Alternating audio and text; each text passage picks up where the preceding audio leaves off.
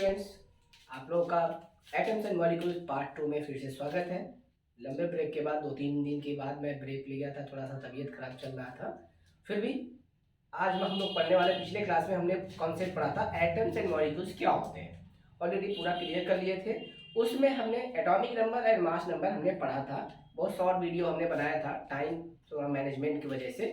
लेकिन आज हम पढ़ेंगे एटम्स एंड मॉलिक्यूल्स के अंदर कंपोजिशन में क्या क्या होते हैं, इलेक्ट्रॉन प्रोटॉन एंड न्यूट्रॉन होते हैं।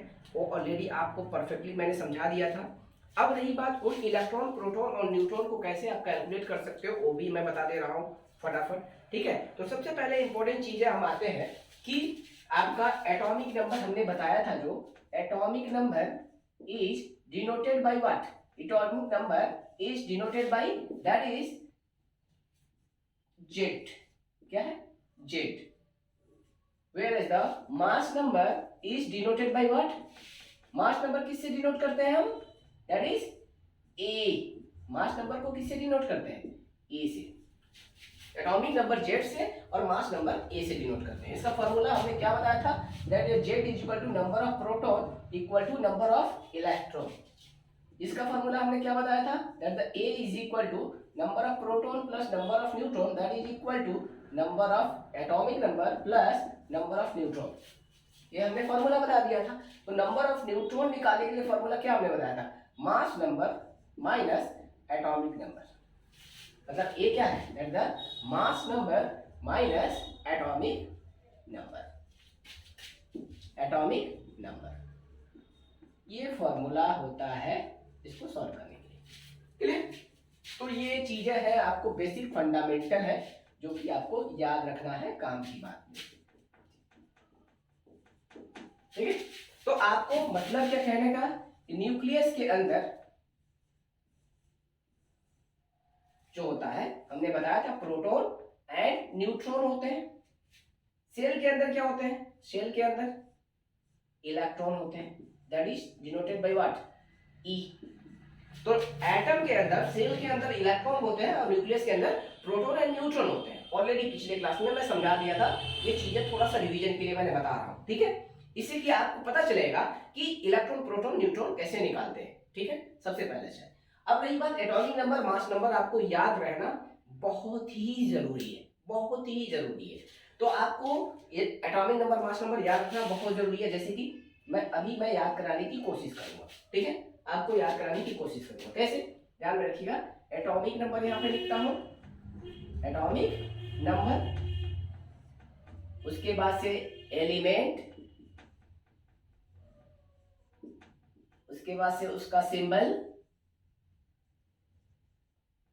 फिर उसका बाद मास नंबर।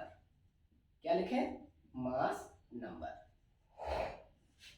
वही चीज यहां पर हम आते हैं, atomic number, element,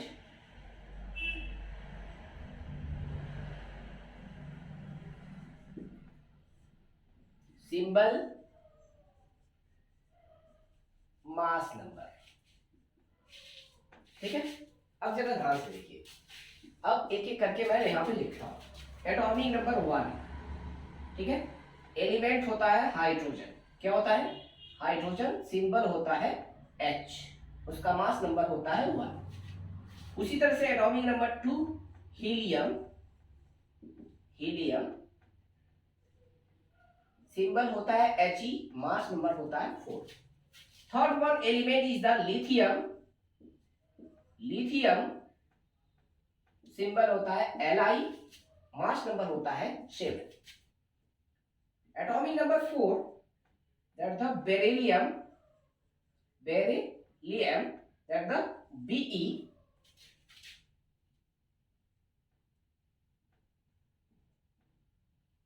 symbol 9, mass number 9। 5 boron,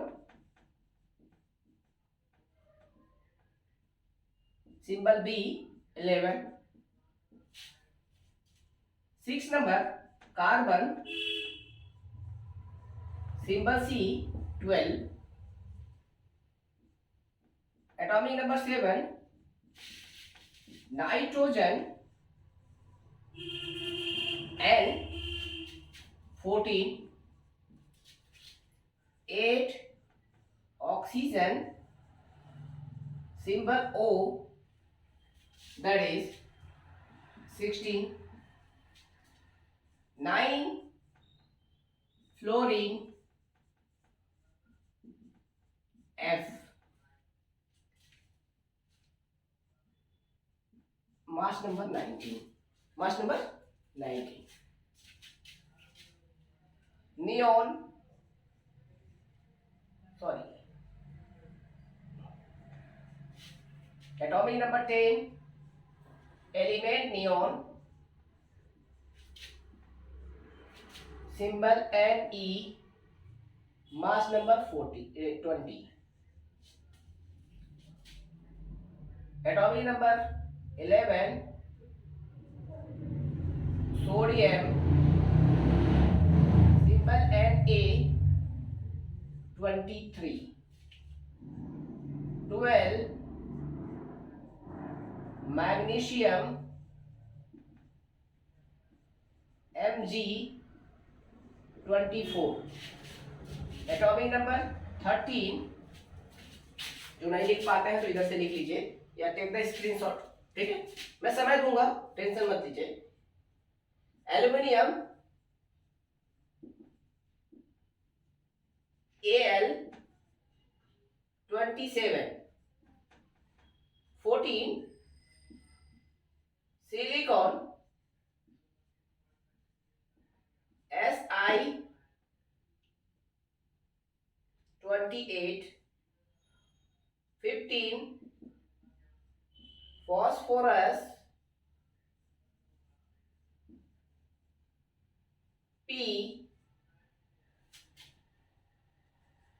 31, 16, sulfur S 32, 17, chlorine Cl 35.5, 18, argon Ar, mass number 40, 19, potassium, symbol K, 39, 20 atomic number, that is calcium, Ca, mass number 40। आपको इस चैप्टर को याद रखिएगा, इसको बोलते हैं क्या है, लैंग्वेज ऑफ केमिस्ट्री। पढ़ने के लिए आपको ये जानना बहुत जरूरी है, इसके बिना आपका समझिए केमिस्ट्री ना के बराबर, मतलब पढ़ना बहुत नामुमकिन है। केमिस्ट्री अगर पढ़ेंगे भी तो सब कुछ रटना पड़ेगा, और रटने से आप कितना रट सकते हैं, 1 page 2 page 10 page 20 page 50 page, बहुत मैक्सिमम 50 पेज रट सकते हैं। तो आपको रटना पॉसिबिलिटी नहीं है और चीज़ें भूलने का भी ज़्यादा चांस रहता है। तो याद रखिए, इसको हम तरीका भी बताएंगे और ये याद रहेगा तभी केमिस्ट्री आप कर पाएंगे। हम आज ही कोशिश करते हैं आपको आज ही याद करने के लिए कि एटॉमिक नंबर सीरियली याद रहे, किसका कौन सा एलिमेंट है, उसका एटॉमिक नंबर क्या है, क्योंकि एटॉमिक नंबर मालूम रहने से आपको प्रोटॉन कितना है, इलेक्ट्रॉन कितना है, न्यूट्रॉन बता सकते हो। जितना एटॉमिक नंबर है उतना ही प्रोटॉन है और उतना ही उसके पास इलेक्ट्रॉन है, अगर उसके ऊपर कोई चार्ज नहीं है तो। प्रोटॉन और न्यूट्रॉन मालूम चल गया तो आपको मास नंबर बता सकते हो, है कि नहीं। या आपका मास नंबर दिया है, प्रोटॉन दिया है, न्यूट्रॉन निकाल सकते हो, न्यूट्रॉन आप निकाल सकते हो चुटकी में, कोई दिक्कत नहीं है। तो सबसे पहले आपको याद रखना ये बहुत जरूरी है और इसको हम बहुत जल्दी जस्ट 1 मिनट में याद कराने की कोशिश करते हैं, ठीक है, एक सीरियली ऑर्डर में, ठीक है। थोड़ा बहुत आप लोग, कुछ लोग इंग्लिश गाने भी सुनते होंगे, ठीक है, तो कोशिश करता हूँ उस तरीके से सिखाने के लिए, ठीक है। जैसे कि एग्जाम्पल के तौर पे सिंबल को ले लीजिए, सिंबल से याद रखिए, आसानी से याद होगा, ठीक है। जैसे कि हाय हेली बेबो, हाय हेली बेबो, कानो ऑफ लो, कानो ऑफ लो, हाय हेली बेबो कानो फ्लो नी का फ्लो नी सो मतलब सोडियम नी सो मैग्नीशियम का मा मा अल सिल फस फस क्लो आर को क्या क्लो आर पोकिया क्लो आर पोकिया। तो आप इस तरह से इजीली याद रख सकते हैं, या तो इसको सिंबल में ही देख के याद कर सकते हैं। हाय हेली बेबो बेबो का नो ऑ फ्लो फ्लोरी है फ्लो नी सो मा अल सिल फस फस फस सिल्फस क्लो आर पोकिया। तो हाय हेली बेबो कानो फ्लोनिशो मा अल सिल्फस क्लो आर पोकिया। जो नहीं लिख पाया है टेक द स्क्रीनशॉट और पॉज करिए, लिख लीजिए, ठीक है, और फिर आगे बढ़िए, ठीक है। और जो मैं बोला हूं अगर नहीं याद होता है तो आप एक दो बार आप आपस में दोस्तों के बात करते हुए भी आप कह सकते हैं हाय हेली बेबो कानो फ्लोनिशो मा अल सिल्फस क्लो आर पोकिया। हो गया और क्या, ऐसे ही तो याद रखते हैं। तो आपको इजीली ये परमानेंट मेथड है, कभी भी आप नहीं भूलोगे, ठीक है, क्योंकि ये गाने की तरह है और ये इंग्लिश गाने से मैच करता है, तो आपके लिए और आसान हो जाएगा, क्योंकि इंग्लिश मीडियम में पढ़ने वाले बच्चों के लिए ये चीजें बहुत आसान हो जाता है। तो हाय हेली बेबो कानो ऑफ लोनिश मा अल सिल्फस क्लो आर पोकिया। हो गया, तो 20 तक आपका एलिमेंट याद हो गया, क्लियर। तो अगर आपको ये याद हो गया, एटॉमिक नंबर याद हो गया, तो मास नंबर भी कितना आसानी से याद रहता है वो तो और आसान मैं तरीका बताता हूँ। लॉ नहीं है, नियम कानून नहीं है, मैं तरीका बता रहा हूँ हाउ टू रिमेम्बर, ठीक है। ये कोई लॉ नहीं है, कोई पोस्टुलेट नहीं है, कोई नियम कानून नहीं है, एग्जाम में लिखना नहीं है सर ने बताया था हाय हेली बेबो कानो फ्लोनिशो मान सिल्फस क्लो आर हो गया लिख देंगे एग्जाम में, तो ऐसा कुछ नहीं है, ठीक है। मैं बता रहा हूँ याद कैसे रखते हैं, ये तरीका बता रहा हूँ। अब ध्यान में रखिए, मान मास नंबर है, अब मास नंबर को हम याद करेंगे, ठीक है। अब ये मास नंबर को इजीली याद कैसे रखना है, देखिए मास नंबर को, जो कि देखिए बहुत कॉम्प्लिकेटेड फॉर्म में है, 1 4 7 9 11 12, कहीं एक बढ़ रहा है, कहीं 3 बढ़ रहा है, कहीं 2 बढ़ रहा है, कहीं, तो बहुत कॉम्प्लिकेटेड चीज है। आप जरा ऑब्जर्व करिएगा कि मैं जो चीजें बताने जा रहा हूं कैसे आपको याद रखना है, बहुत ही आसान तरीका, सिंपल तरीका, ठीक है। कैसे आप याद रखोगे, देखो जैसे कि मान लो ये आपका दिया ऑड नंबर,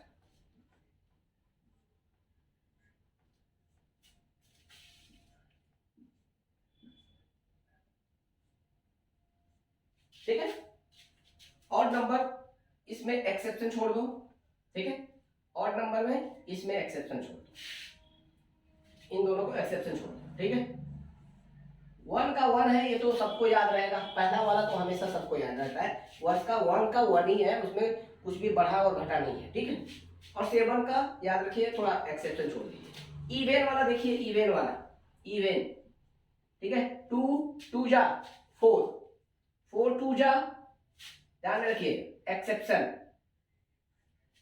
एक्सेप्शन, ये वाला एक्सेप्शन है, 8 इधर है, 9 हुआ है, बस 3 जगह याद रखना है आपको, यहां पर, यहां पर, यहां पर और लास्ट में, ठीक है।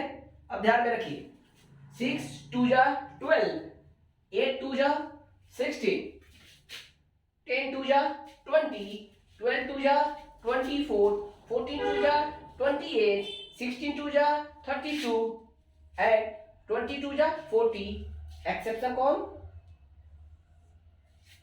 इसका भी 14 है, तो लास्ट वाला याद है 40 है, तो R1 का भी 40 है, बस ये याद रखिएगा, ठीक है। तो जितनी इवन है मल्टीप्लाई टू, इवन को मल्टीप्लाई टू कर दीजिए तो आपको मास नंबर निकल जाएगा, उसको भी घटने की जरूरत नहीं है, ओके, याद हो गया। अब हम आते हैं कि ऑड वाले को, देखिए ऑड वाला मैं बोला एक्सेप्शन है, 1 का 1 याद रहेगा। अब देखिए 3 है, 3 में मल्टीप्लाई 2 प्लस 1, 3 2 6 प्लस 1 कितना हो गया 7, 5 2 10 प्लस 1 कितना आया 11, 7।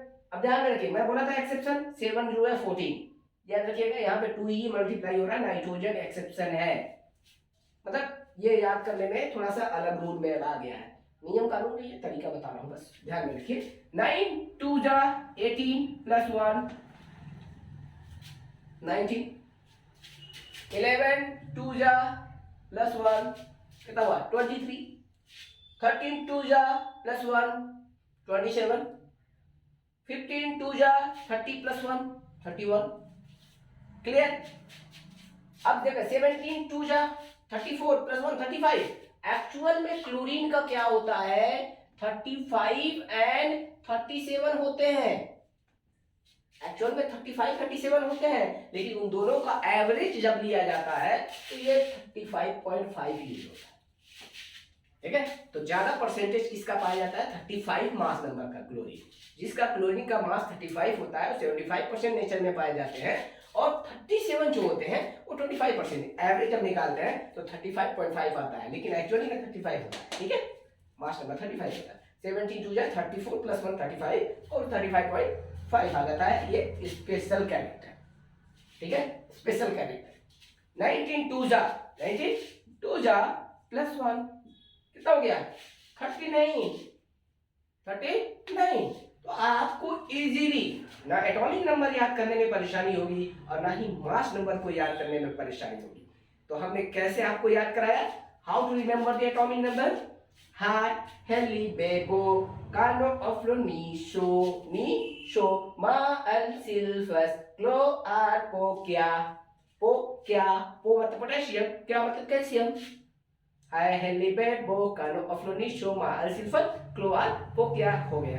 तो इस तरह से आप एटॉमिक नंबर याद रखेंगे, और ये जो रूल मैंने बताया और एनीवेन का रूल, इससे आपका मास नंबर याद रहेगा, रटने की जरूरत नहीं है।